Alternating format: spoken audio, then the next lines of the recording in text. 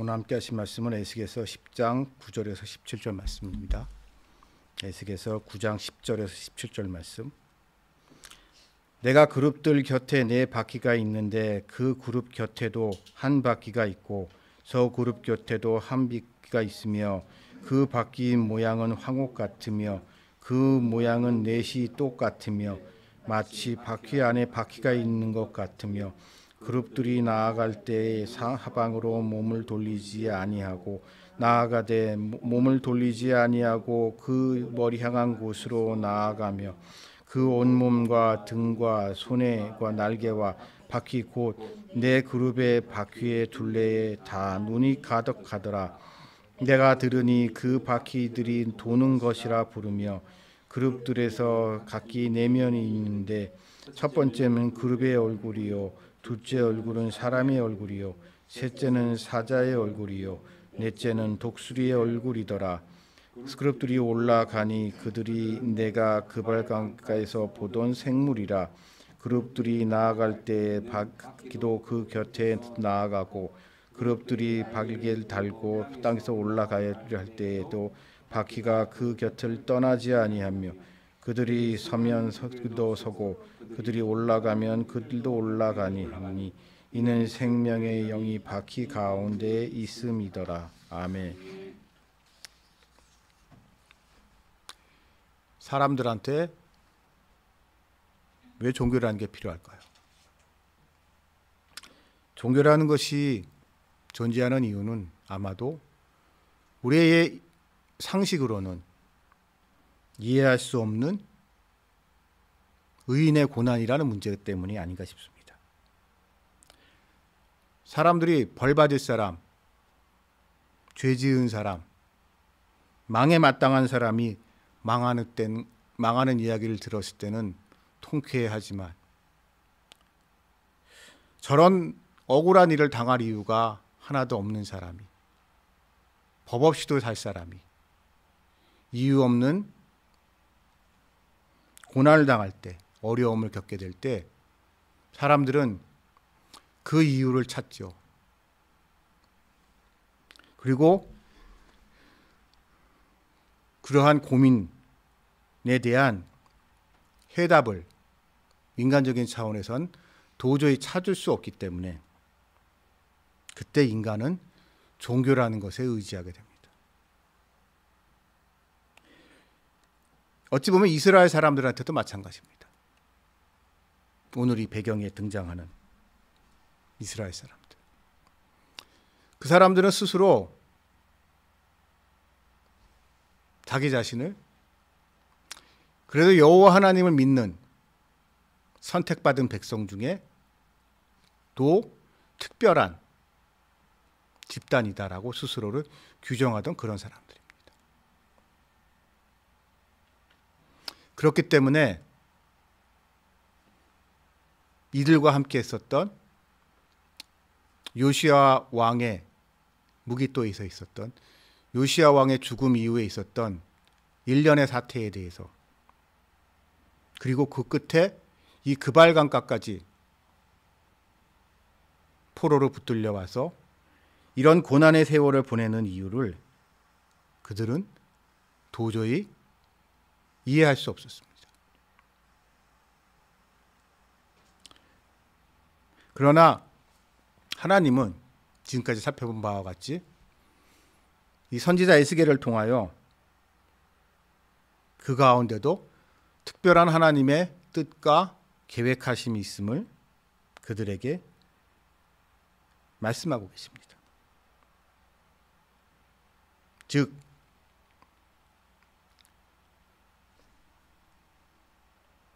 그들이 보기에는 아주 패역한, 너무나 잔인하였고 무도한 느부갓네살과 함께한 이 바벨론 사람들을 통하여 그들을 심판하는 것, 이 또한 하나님의 뜻이고 그것을 통하여 하나님의 이루고자 하시는 바를 그들에게 보여주신다는 것이죠. 특별히 하나님은 그들에게 이 믿음을 저버린 자들에 대한 분명한 경고의 말씀을 보고 계십니다. 오늘 이 말씀에서 보면 이 그발강가에서 봤던 이 1장이 처음 시작됐을 때 나타났던 이 환상 속에 나타났던 미스테리한, 그러니까 우리가 말씀을 이렇게 읽지만 도대체 이게 어떤 모습인지 머릿속에서 상상이 잘 안 되잖아요. 아마 에스겔도 마찬가지였을 겁니다. 뭐라고 설명을 해야 되는데 설명할 수 있는 게 그거밖에 없기 때문에 뭐라고 설명할 수 없었던, 이렇게밖에 설명할 수 없었던 그 이상한 환상이 오늘 이 말씀 속에서 다시 등장합니다. 처음 그 환상을 봤던 곳은 그발강가에 그 환상이 나타나는 모습을 보았다면, 오늘의 말씀 중에는 하나님의 준엄한 심판이 내려지는 예루살렘 성전, 그 예루살렘 성전을 하나님이 직접 파괴하시고 그 예루살렘 성전에서 하나님을 배신하고 우상 숭배를 있었던 자들에 대한 심판을 하는 그 자리에 이 그발강가에서 그가 처음 보았던 이상한 모습의 생물이 예루살렘에서 하나님의 천사들과 함께 나타난다는 것을 말씀하고 계십니다. 저는 이 말씀을 보면서 이 의미에 대해서 한번 생각을 해봤습니다. 보통 이스라엘 사람들 머릿속에 하나님은 율법의 하나님입니다. 율법의 하나님이기 때문에 언약궤와 밀접하게 그 생각을 하고 있었습니다.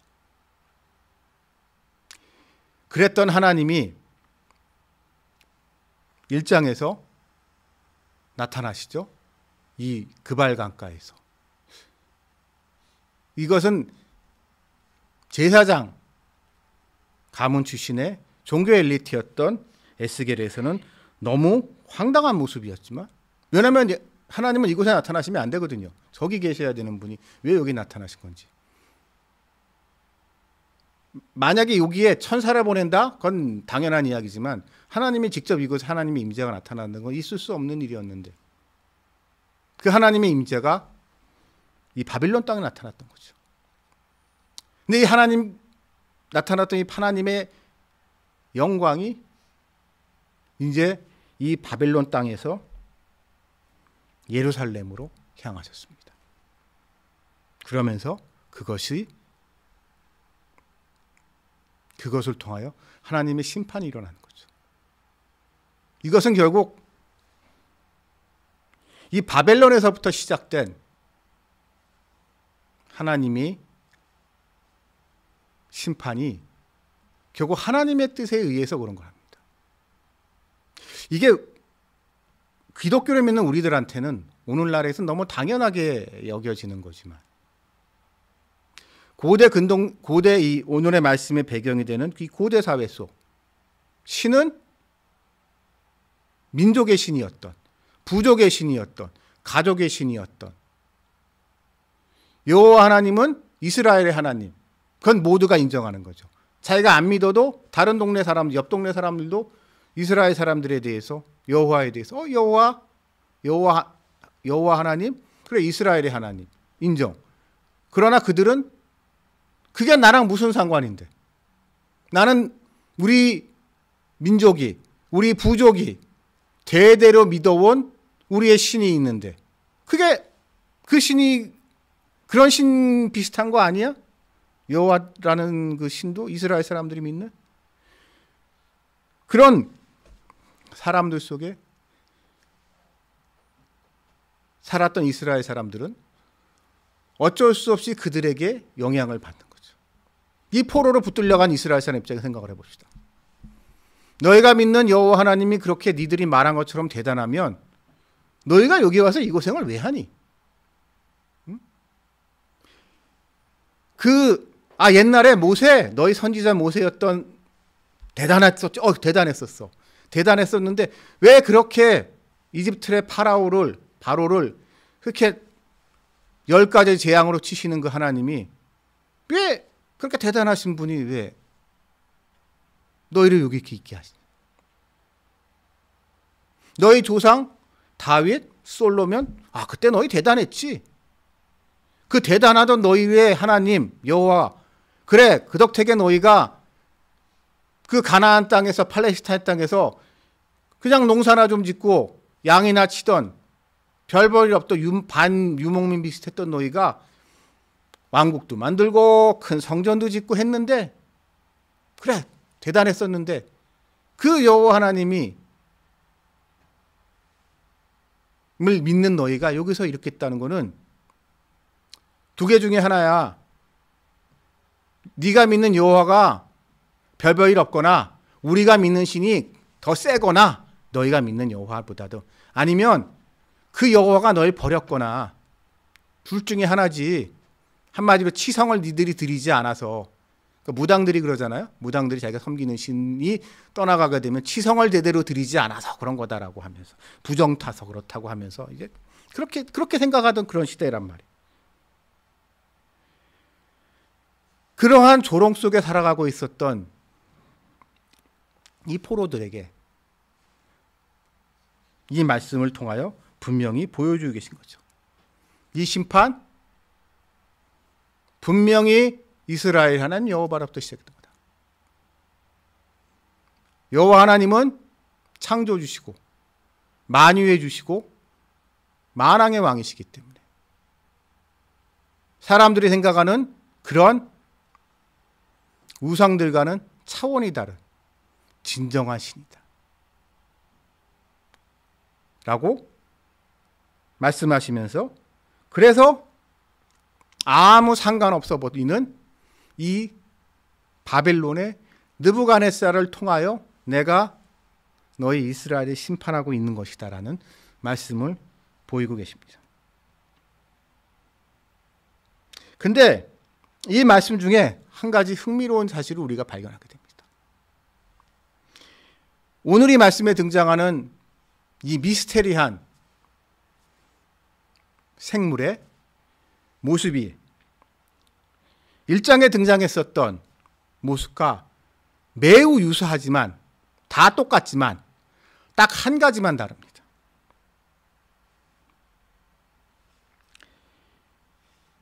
(1장에서는) 이 4가지 얼굴 중에 하나가 소의 얼굴인데 여기서는 그룹의 얼굴로 바뀝니다. 그거 하나가 바뀌어요. 특이하게. 이 알 수 없는, 뭐로 말이라고 설명할 수 없는 이 하나님의 임재를, 하나님의 영광을 상징하는 이 생물에게 있어서 다 똑같은데, 그때나 지금이나 다 똑같은데 그거 하나만 살짝 달라져 있다는 거죠. 소에서 그룹으로. 왜 이렇게 달라졌다는 게 과연 무슨 의미일까를 한번 생각해 보겠습니다. 우리 인간에게는 어렴풋이나마 하나님을 알 수 있는, 하나님에 대한 이 선천적인 인지 능력이라고 해야 되나요? 그런 게 있습니다. 그래서 교회를 안 다니고 하나님을 믿지 않는 사람들이라고 하더라도 예를 들어서 양심 같은 게 있잖아요. 예를 들어서 양심 같은 게 있어서 누가 뭐라고 하지 않아도, 누가 쳐다보지 않아도 이 스스로 마음의 꺼리낌으로 말미암아 뭔가를 차마 할 수 없는 것이 있고, 무엇을 자꾸 이거는 해야 되는 거 아니야라는 마음의 소리가 우리를 움직이는 양심 같은 게 있는 거고, 교회를 안 다니는 사람들조차도 뭔가 자기가 어려운 일이 겪거나 어떠한 급박한 상황이 됐을 때 하나님을 찾는 사람들을 발견하게 됩니다. 교회 안 다니는 사람도, 심지어 교회를 구박하는 사람도, 그런 사람들조차도 이게 뭔가 하나님을 찾고 하나님에 대한, 하나님을 알만한, 하나님을 어렴풋이나마 알만한 어떠한 능력이 우리에게 있는 거죠. 그러나 이 우리가 알고 로마서의 말씀과 같이, 그러나 그 하나님에 대한 우리의 어렴풋한 지식에는 분명한 한계가 있습니다. 문화적 한계라는 게 있는 거죠. 소라는 것은 결국 바빌론 사람들에게 있어서는 풍요의 상징입니다. 참 흥미롭지 않습니까? 우리 교회를 다니고 성경을 읽은 사람들, 특히 구약 성경을 아는 사람들은 소하면 생각나는 거, 금송아지 같은 거.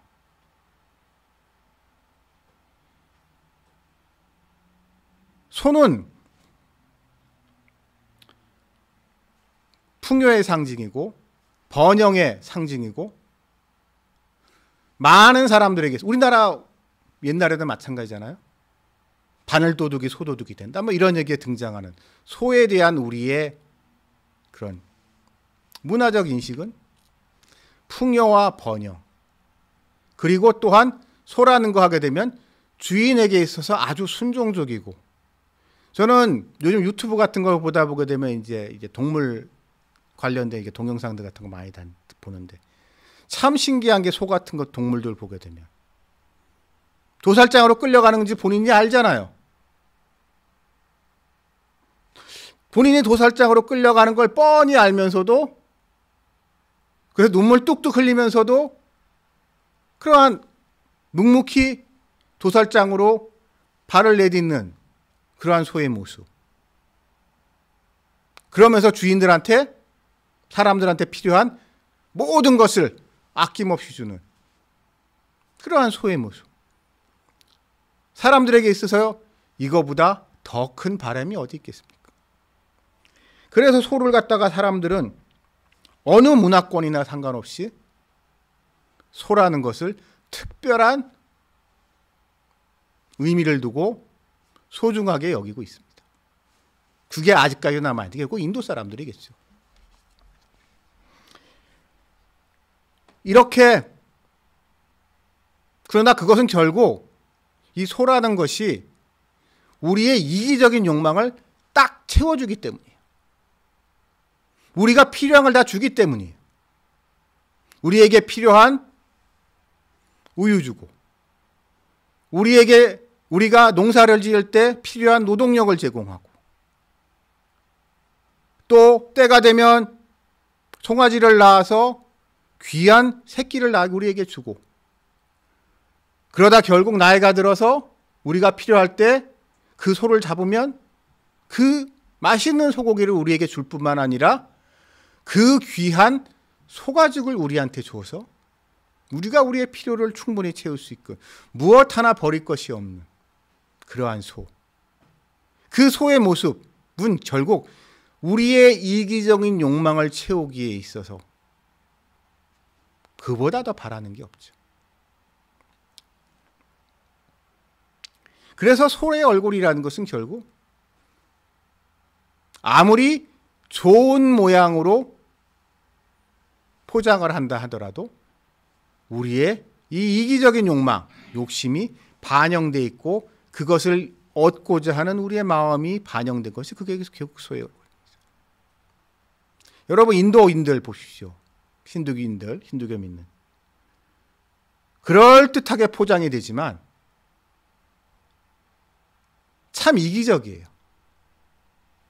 그 사람들이 소를 숭배하고 소를 신성시하지만 결국 그것을 통하여 그들은 자신들이 우리식으로 말하면 어떠한 기복적인 성격이 있단 말이에요. 제가 말씀드렸는지 모르겠지만 제가 말레이시아 갔을 때 아주 우연히 힌두교 예배라고 해야 되나? 힌두교 제사 지내는 걸 봤는데 딱 굿하는 것 같더구만요. 무당들이 굿하는 것 같아요. 결국 그 모든 행동은 그럴듯하게 포장되지만 내가 바라는 것을 얻기 위한 하나의 자기 의를 쌓아가는 것일 뿐입니다. 그러나 하나님은 그런 걸 원하시지 않습니다. 오늘 말씀 속에 그룹이라는 것은 결국 우리와 하나님 사이에서 일종의 메신저 역할을 하는 이제 천사 비슷한 거죠. 하나님의 임재를 상징하고 하나님이 우리에게 어떠한 말씀을 전해주실 때 그 말씀을 전해주고 하나님이 이 땅에서 무언가를 하고 싶을 때 하나님의 손발이 돼서 움직이는 게 그룹입니다. 이것은 결국 이것저것 다 갖춘다고 하더라도 이 그룹으로 상징되는 하나님의 계시의 말씀이 없다 그러면 다 무의미하다는 거죠.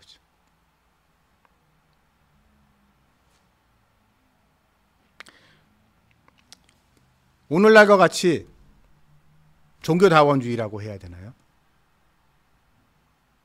어떤 사회적인 압력 때문에 이 종교다원주의가 너무 팽배해 있는 현대사회에서 계시의 말씀만을 근거로 살아간다는 건 참 어렵습니다.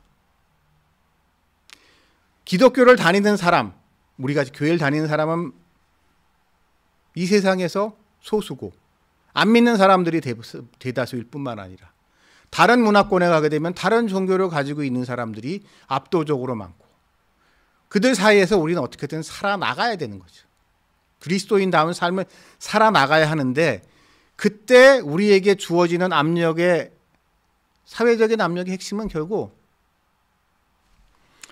교회를 믿는 사람이나 안 믿는 사람이나 다 같이 동의하는 어떤 양심에 관한 부분이거나 보편적인 가치에 관한 문제가 아니라 말씀이 우리에게 요구하는 어떠한 특별한 것, 특별한 우리의 믿음을 증거하기 위한 특별한 실천, 그것을 우리에게 요구하고 있는 겁니다.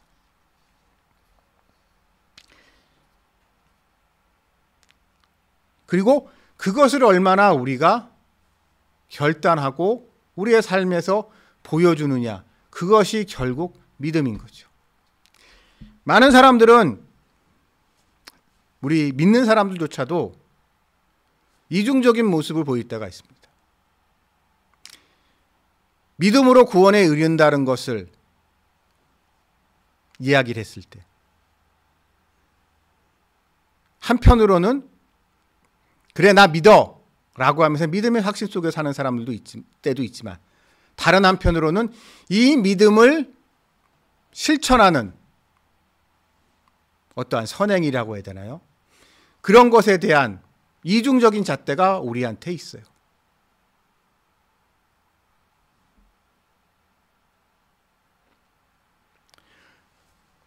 이러한 이중적인 잣대 속에서 타인은 말할 것도 없고 내 자신에게 대해서도 우왕좌왕할 때가 많이 있습니다. 그러면 그리고 이것이 어디까지가 믿음의 영역이고 어디까지가 실천이고 무언가를 구체화되고 정형화한다는 것은 우리의 삶의 모습이 너무나 다양하기 때문에 우리가 딱 부러지게 얘기할 수가 없습니다. 많은 이단들의 문제는 무엇인고 하니 이단들의 특징은 믿음의 실천을 정형화시켜요. 무엇을 꼭 해서 그걸 함으로써 너의 믿음을 입증하라. 참된 믿음을 가졌다면 네가 이건 해야 되지 않겠니? 라고 하면서 그의 믿음을 입증할 것을 어떠한 구체적인 행동을 통해서 요구해요. 그걸 정형화시켜요. 어찌 보면 사람들이 이단에 끌리는 이유 중에 하나가 우리에게는 그러한 뭐라고 해야 되나요? 그러한 가이드라인이 있길 바라는 우리 마음에 속에 있기 때문이에요. 그래서 이것만 하면 되고 이것만 하면 돼. 이거는 절대 하면 안 되고 딱딱 떨어지는 게 단순하기 때문에. 우리가 보통 믿는 교회들에서는 그거에 대해서 말을 아끼지만 이단들로 갈수록 그런 걸 되게 명쾌하게 얘기합니다. 뭐는 되고 뭐는 안 되고. 그러나 하나님이 보시기에는 그거와는 좀 다르다는 거죠. 우리 한 사람 한 사람의 모습이 너무 다양합니다. 또한 우리가 살아가야 되는 삶의 모습, 상황의 모습도 너무 당연한 거죠. 그렇기 때문에 경우에 따라서는 믿음의 증거라고 할 수 있는 어떠한 실천이 경우에 따라서는요, 이것이 그 자체로서 인간의 공이 되고 교만의 근거가 되는 경우가 참 많습니다. 제가 여러 차례 예배 시간에 말씀드렸지만 참 제가 개인적으로 안타깝게 느끼는 게 한국 교회사에서 일제시대 때 신사 참배를 거부하셨던 추록성도분들 대단한 분이시죠. 정말 목숨 걸고 신앙을 지키시고 그 누구도 할 수 없었던 실천으로 믿음을 증거하신 분인데 안타깝게도 그런 분들 중에 상당수가 이후에 교만해져요. 나는 이긴 사람이 돼버린 거죠. 그러면서 감옥 안 간 사람들을 함부로 정죄하고.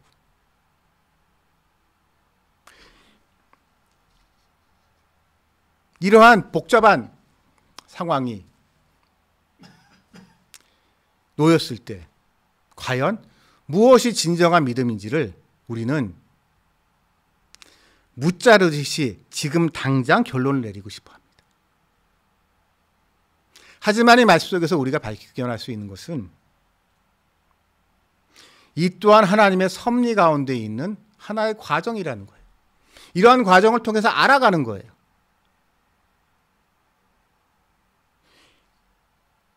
이 에스겔을 비롯한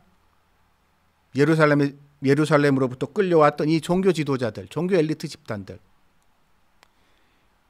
이 사람들은 율법만 잘 지키면 된다고 믿었던 사람들입니다.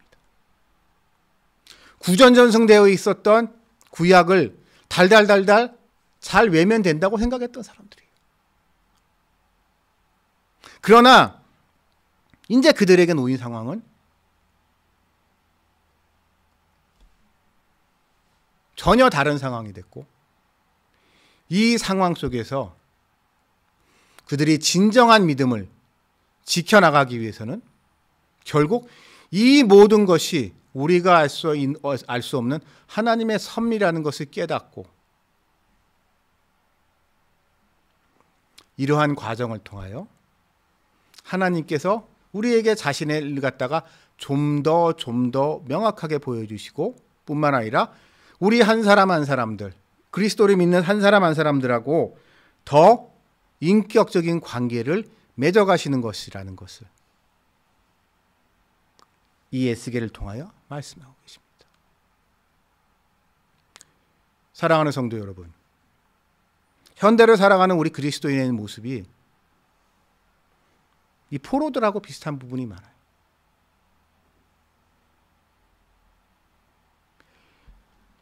우리의 본향은 이곳이 아닌데, 우리가 가야 할 곳은 저긴데 자꾸 이 땅에 발이 묶여서 우리의 믿음을 의심하고 살아갈 때가 너무 많습니다. 이 바빌론 포로들과 같이요. 그러나 하나님은 이 에스겔을 통하여 말씀하고 계십니다. 다 하나님의 뜻 안에서 이루어지는 것이고, 인간이 너희가 보기에는 세상에 저런 어디다 쓸 거가 써먹겠냐고, 저런 건 없어져야 된다고, 하나님의 저런 사람들 살려두냐고 얘기했던 그 바벨론의 사람들, 그들의 느부갓네살 왕들, 그들도 다 하나님이 쓰고 계시다는 것. 그래서 결국 하나님의 뜻이 성취된다는 것을 보여주듯이 지금 우리에게가 처하고 있는 이 고난 또한, 이 역경 또한 이것을 통하여 하나님의 뜻이 이루어지고 우리를 괴롭히고 있는 저 수많은 어둠에 물들어 있는 이들이 또한 하나님의 손아귀 안에 있는 이심을 믿으시며 하나님과 좋은 관계, 지금까지 해줬던 것과 같은 그러한 좋은 관계를 유지해 가시면서 우리가 가야 할 하나님이 부르고 계신 그곳을 향하여 나아가시는 하나님의 자녀분들이 되시기를 주님의 이름으로 축원합니다. 기도드리시겠습니다. 하나님 아버지 감사합니다.